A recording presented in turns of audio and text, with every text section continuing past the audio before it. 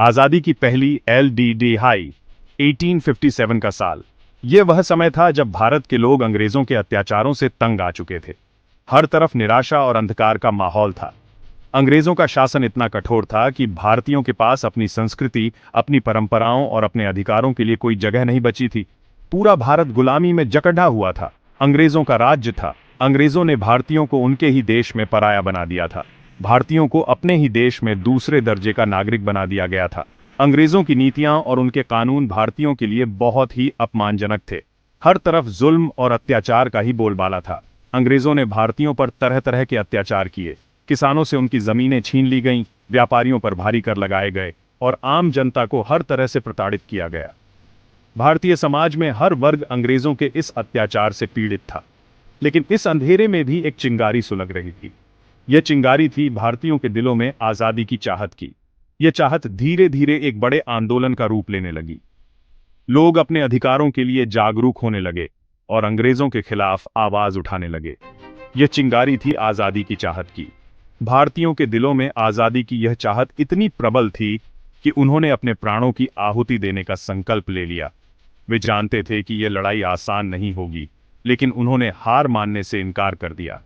देखते ही देखते यह चिंगारी एक विशाल अग्नि में बदल गई।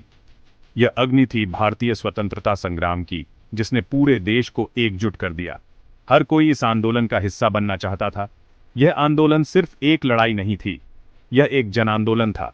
यह थी 1857 की क्रांति, भारत की पहली स्वतंत्रता संग्राम। इस क्रांति ने अंग्रेजों की नींव हिला दी। भारतीयों ने अपने साहस और बलिदान से यह साबित कर दिया कि वे किसी भी कीमत पर अपनी आजादी हासिल करेंगे। यह क्रांति मेरठ से शुरू हुई। मेरठ के सैनिकों ने सबसे पहले अंग्रेजों के खिलाफ बगावत की। उनकी इस बगावत ने पूरे देश में एक नई ऊर्जा भर दी। मेरठ की इस क्रांति ने भारतीय स्वतंत्रता संग्राम की नींव रखी। फिर यह आग की तरह पूरे उत्तर भारत में फैल गई। मेरठ से शुरू हुई यह क्रांति धीरे धीरे दिल्ली, कानपुर, लखनऊ, झांसी और अन्य शहरों में फैल गई। हर जगह लोग अंग्रेजों के खिलाफ उठ खड़े हुए और स्वतंत्रता की इस लड़ाई में शामिल हो गए। दिल्ली, कानपुर, लखनऊ, झांसी, सब जगह लोग अंग्रेजों से लोहा लेने के लिए उठ खड़े हुए। हर शहर में लोगों ने अंग्रेजों के खिलाफ मोर्चा संभाला। यह लड़ाई सिर्फ सैनिकों की नहीं थी, बल्कि आम जनता भी इसमें बढ़ चढ़कर हिस्सा ले रही थी। यह एक ऐतिहासिक LDD ढाई थी। इस लड़ाई ने भारतीय स्वतंत्रता संग्राम को एक नई दिशा दी। यह लड़ाई सिर्फ हथियारों की नहीं थी, बल्कि यह एक विचारधारा की लड़ाई थी। यह लड़ाई थी भारतीयों के आत्मसम्मान और उनके अधिकारों की। यह LDD ढाई थी आज़ादी और स्वाभिमान की। इस लड़ाई ने भारतीयों को यह सिखाया कि अगर वे एकजुट हो जाएं, तो कोई भी ताकत उन्हें उनकी आज़ादी से वंचित नहीं कर सकती। यह लड़ाई भारतीय स्वतंत्रता संग्राम का पहला अध्याय थी, जिसने आने वाली पीढ़ियों को प्रेरित किया। अंग्रेज भारत को सिर्फ एक बाजार समझते थे। वे यहाँ के संसाधनों को अपने फायदे के लिए इस्तेमाल करते थे।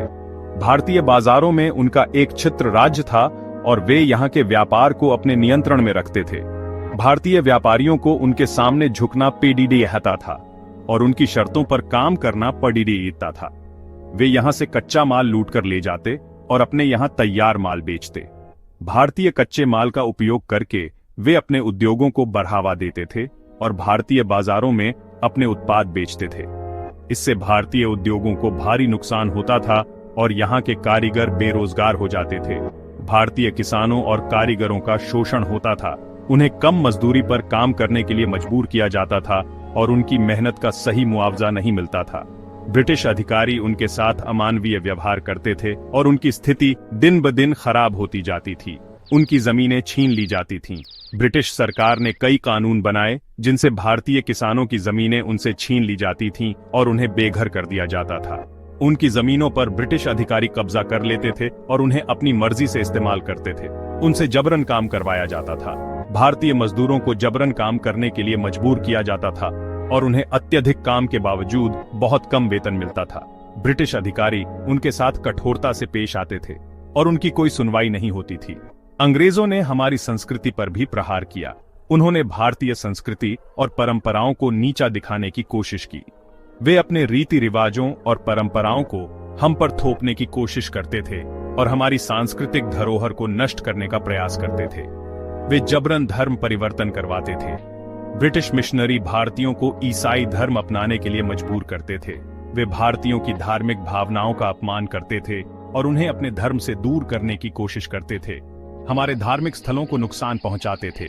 ब्रिटिश अधिकारियों ने कई मंदिरों और धार्मिक स्थलों को नष्ट कर दिया। वे हमारे धार्मिक स्थलों का अपमान करते थे और उन्हें ध्वस्त करने का प्रयास करते थे। हमारी शिक्षा व्यवस्था को तहस नहस कर दिया गया।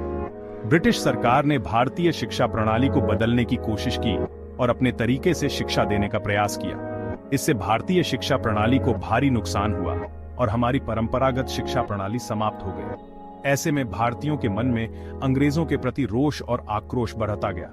ब्रिटिश अत्याचारों के खिलाफ भारतीयों ने विद्रोह करना शुरू कर दिया। उन्होंने अपने अधिकारों के लिए संघर्ष किया और ब्रिटिश शासन के खिलाफ आवाज उठाई।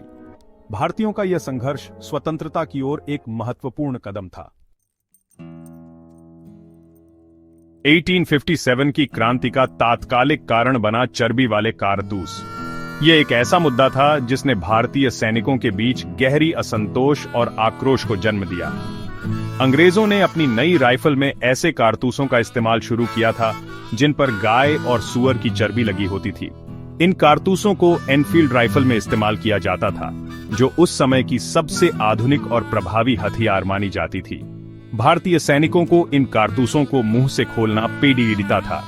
यह प्रक्रिया उनके धार्मिक विश्वासों के खिलाफ थी, क्योंकि हिंदू धर्म में गाय पवित्र मानी जाती है और इस्लाम में सूअर को अपवित्र माना जाता है। यह हिंदू और मुस्लिम दोनों ही धर्मों के खिलाफ था। इसने भारतीय सैनिकों के बीच गहरी धार्मिक और सांस्कृतिक असहमति को जन्म दिया, जिससे उनकी निष्ठा और विश्वास पर गहरा आघात पहुंचा। सैनिकों ने इन कारतूसों का इस्तेमाल करने से इनकार कर दिया। उन्होंने इसे अपने धर्म और संस्कृति के खिलाफ एक अपमानजनक कदम माना और इसके खिलाफ आवाज उठाई। यह अंग्रेजों के खिलाफ बगावत की शुरुआत थी। इस घटना ने 1857 की क्रांति को जन्म दिया, जो भारतीय स्वतंत्रता संग्राम का एक महत्वपूर्ण अध्याय बन गया। भारतीय सैनिकों का यह विद्रोह ब्रिटिश शासन के खिलाफ एक संगठित और व्यापक आंदोलन का प्रतीक बन गया, जिसने पूरे देश में स्वतंत्रता की लहर को जन्म दिया। मंगल पांडेय बंगाल नेटिव इन्फेंट्री के एक बहादुर सिपाही थे। उन्होंने चर्बी वाले कारतूसों का विरोध किया। उन्होंने अपने साथियों से अंग्रेजों से लड़ने का आह्वान किया। अंग्रेजों ने मंगल पांडेय को गिरफ्तार कर लिया और उन्हें फांसी दे दी, लेकिन मंगल पांडेय की शहादत ने पूरे देश में क्रांति की ज्वाला भड़का दी। देखते ही देखते यह विद्रोह मेरठ से निकलकर दिल्ली, कानपुर, लखनऊ, झांसी और अन्य कई स्थानों पर फैल गया। हर जगह लोग अंग्रेजों से लोहा लेने के लिए उठ खड़े हुए। किसान, मजदूर, व्यापारी सभी ने इस लड़ाई में बाढ़ चढ़कर हिस्सा लिया। यह लड़ाई सिर्फ सैनिकों की लड़ाई नहीं थी, यह लड़ाई थी आम जनता की, जो आजादी और स्वाभिमान के लिए अपनी जान की बाजी लगाने को तैयार थी। सेक्शन 6, रानी लक्ष्मीबाई। वीरांगना झांसी की रानी लक्ष्मीबाई इस क्रांति की एक प्रेरणादायक नायिका थी। उन्होंने अंग्रेजों से लोहा लेते हुए अदम्य साहस का परिचय दिया। उनके नेतृत्व में झांसी की जनता ने अंग्रेजों को नाकों चने चबवा दिए। रानी लक्ष्मीबाई ने साबित कर दिया कि महिलाएं भी पुरुषों से कम नहीं होती, वे भी देश के लिए जान न्यौछावर कर सकती हैं। सेक्शन 7, तात्या टोपे। युद्ध कौशल के धनी तात्या टोपे एक और महान क्रांतिकारी थे। वे अपने युद्ध कौशल और रणनीति के लिए जाने जाते थे। उन्होंने अंग्रेजों को कई बार धूल चटाई। तात्या टोपे ने साबित कर दिया कि भारतीय वीरता और रणनीति में अंग्रेजों से किसी भी तरह से कम नहीं है। सेक्शन 8, अंग्रेजों की चालाकी, भारत की हार। अंग्रेजों ने अपनी पूरी ताकत झोंक दी इस क्रांति को कुचलने के लिए। उन्होंने फूट डालो और राज करो की नीति अपनाई। उन्होंने कुछ भारतीय राजाओं को अपने साथ मिला लिया। इसके चलते यह क्रांति अंततः असफल रही, लेकिन यह क्रांति अंग्रेजों के लिए एक चेतावनी थी। इसने साबित कर दिया था कि अब भारत सोया हुआ नहीं है। सेक्शन 9, 1857 की क्रांति प्रेरणा का स्रोत। हालांकि 1857 की क्रांति अपने लक्ष्य को प्राप्त नहीं कर सकी, लेकिन इसने भारतीयों के मन में स्वतंत्रता की ललकार जगा दी। इस क्रांति ने हमें एकता, बलिदान और देशभक्ति का पाठ पढ़ाया। ये क्रांति आगे चलकर भारत के स्वतंत्रता संग्राम का आधार बनी। ये क्रांति आज भी हमें प्रेरित करती है अन्याय के खिलाफ लड़ी डीहने के लिए, अपने अधिकारों के लिए लड़ी डीहने के लिए।